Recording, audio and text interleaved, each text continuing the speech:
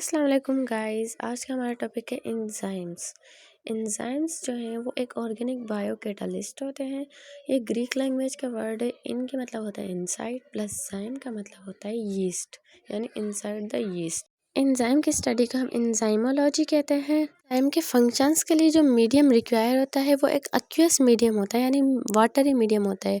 और एंजाइम की जो स्ट्रक्चर होती है वो टर्शरी स्ट्रक्चर होती है। फ्रेडरिक विल्हेम कोनी ने 1878 में एंजाइम को नेम दिया था और उसको डिस्कवर करने वाला एक दूसरा साइंटिस्ट था जो था एंसेलिन पैयम।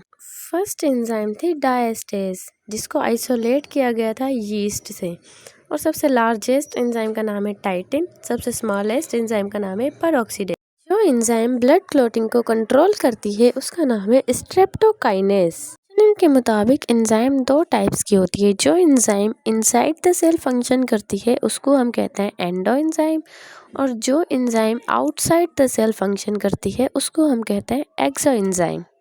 ऐसी एंजाइम भी है जो एंडो एंजाइम भी है और एक्सो एंजाइम भी है। उसका नाम है ग्लाइकोलाइटिक एंजाइम, जो फंक्शन करती है या जो वर्क करती है क्रेब्स साइकिल में।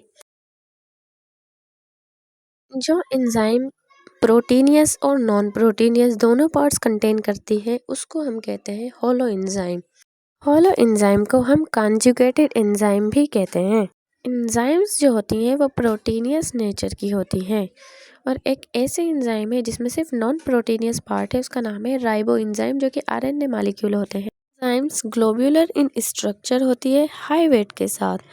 एंजाइम के प्रोटीनियस पार्ट को हम कहते हैं एपो एंजाइम,